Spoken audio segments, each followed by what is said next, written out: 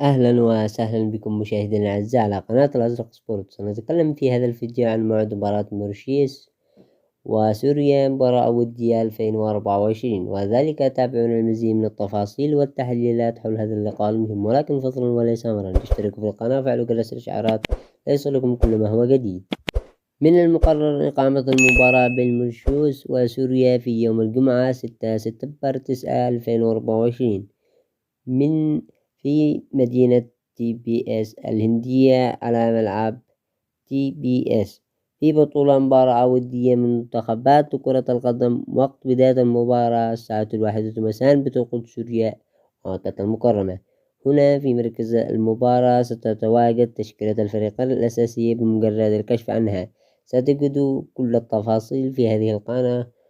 والسلام عليكم ورحمة الله وبركاته، وشاركونا توقعاتكم للمباراة في خانات التعليقات.